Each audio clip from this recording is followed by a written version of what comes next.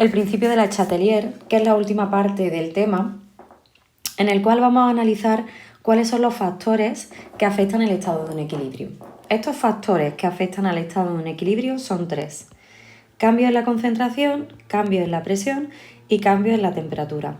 Aprovecho para recordar que los cambios en la temperatura son los únicos que me afectan las constantes de equilibrio K sub C y K sub P. Ellas nunca se ven afectadas ni por la concentración ni por la presión. Al hablar de verse afectadas me refiero a que no van a cambiar su valor nada más que con la temperatura, ¿vale? Entonces, lo primero que vamos a analizar es qué dice el principio del Le Chatelier.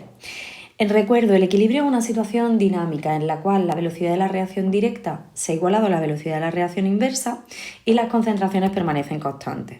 Cuando estamos en esa situación, estamos en la situación de equilibrio. ¿Qué pasa? Que cuando se cambia la concentración, la presión o la temperatura, el equilibrio se altera, ¿vale? Se ha producido un cambio en alguno de estos factores: temperatura, presión o concentración. El equilibrio se altera, pero quiere volver a restablecerse. Entonces, ¿qué hace? Que el sistema evoluciona para contrarrestar dicha variación y establecer de nuevo el equilibrio.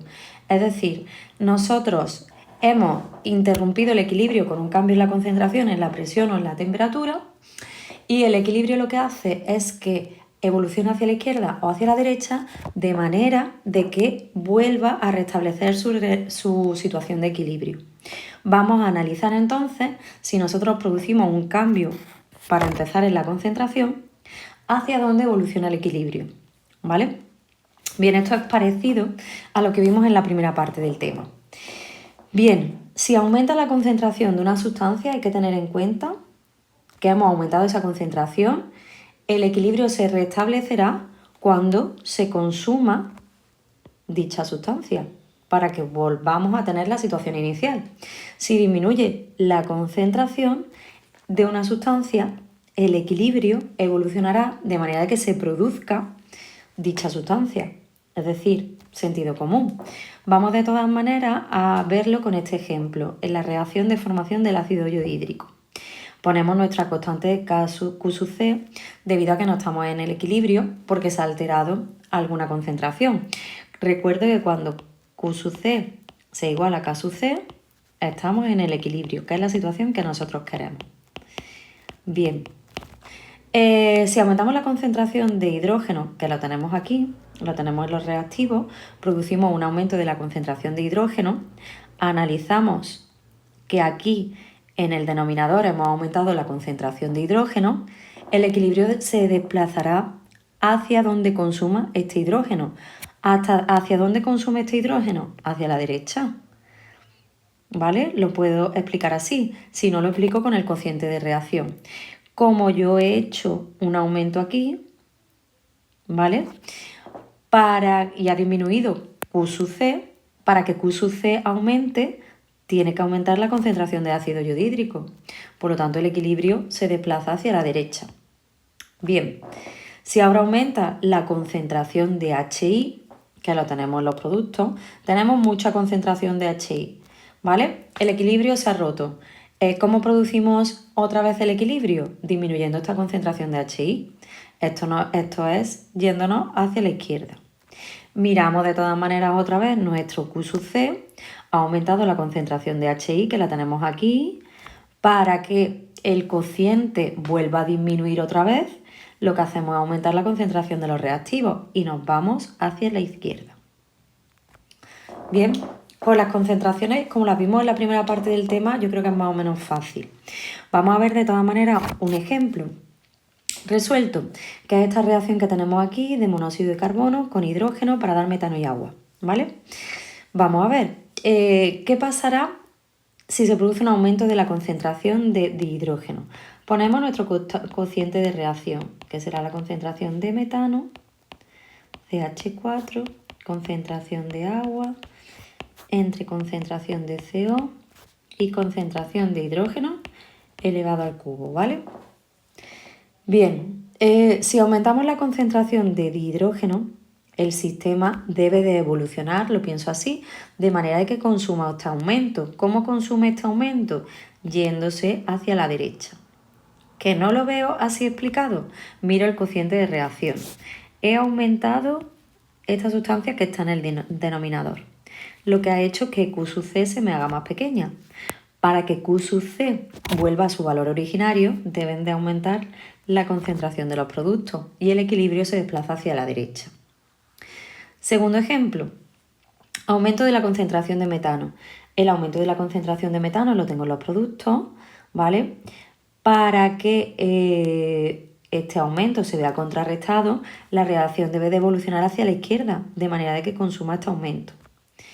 Si no lo veo ahí, miro mi cociente de reacción Q sub C otra vez, tengo la concentración de CH4 por la concentración de agua dividido entre la concentración de CO y la concentración de hidrógeno elevado al cubo, y digo, he aumentado la concentración de CH4. Me ha hecho que aumente la Q sub C. Para que disminuya esa Q sub C, debe de aumentar la concentración del denominador. Entonces, el equilibrio se desplaza hacia la izquierda. Y si luego lo que tenemos es una disminución de la concentración de CO, pongo otra vez mi Q sub C.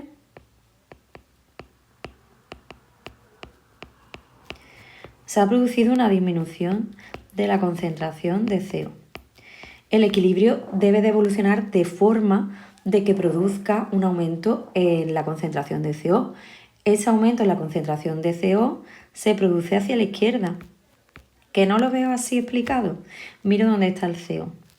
Este CO ha disminuido, lo que ha hecho es que Q sub C fuese más grande. Al disminuir, ha hecho que Q sub C fuese más grande.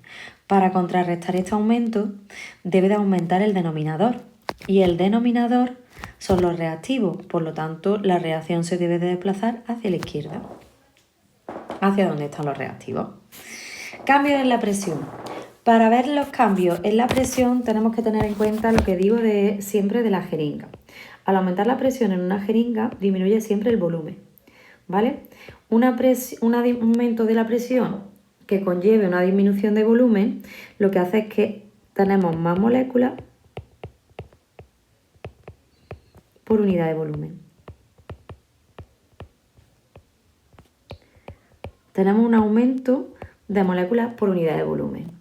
La reacción, cuando se produzca esto, evolucionará hacia donde tengamos menos moléculas. Hay que mirar los coeficientes estequiométricos.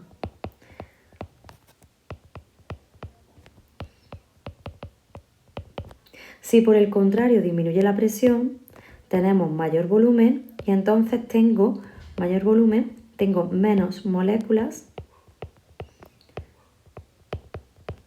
por unidad de volumen. ¿Vale? Entonces al tener menos, la reacción evolucionará hacia donde tengamos más.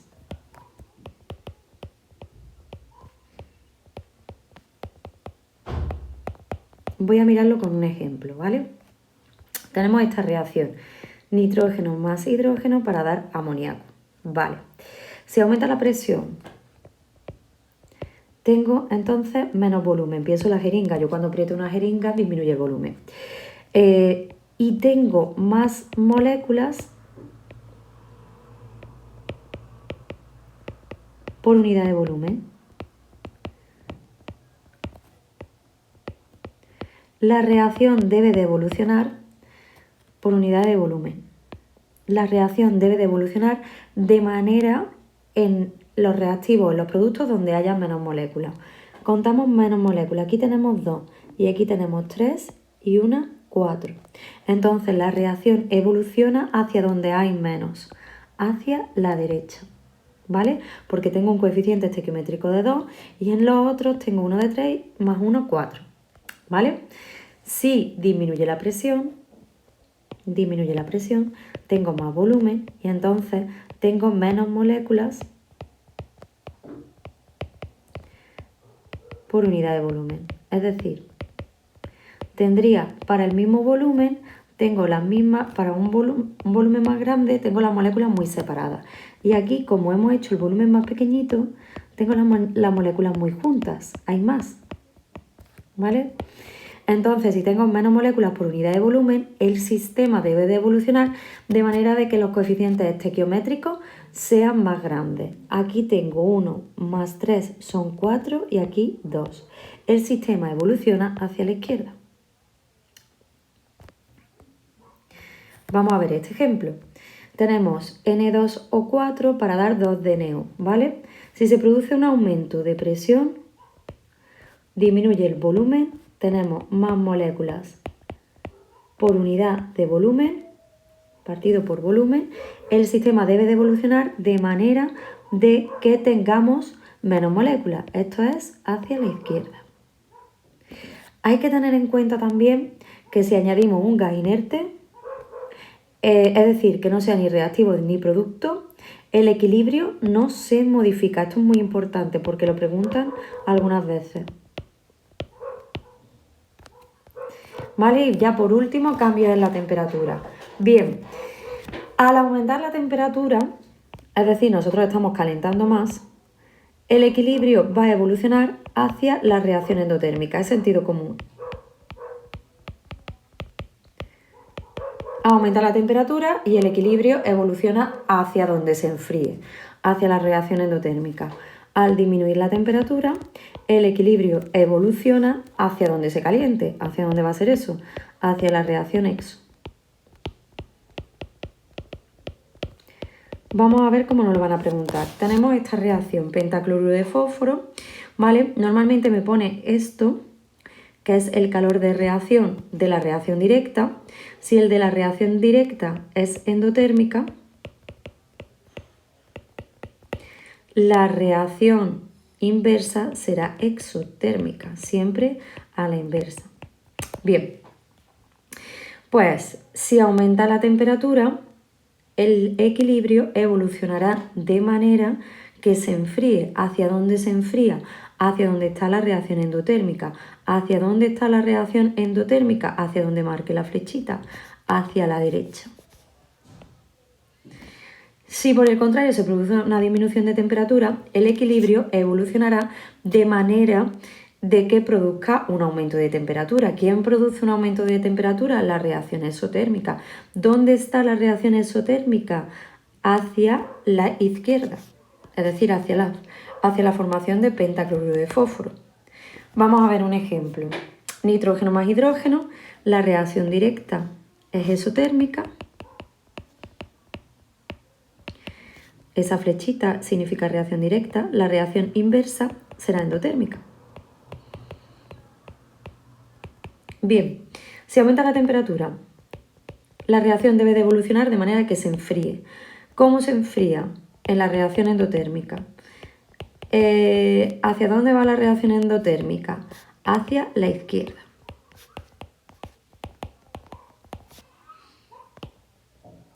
¿Qué ocurre si añadimos a las reacciones, ya por último lo que nos queda? ¿Qué ocurre si añadimos a las reacciones un catalizador?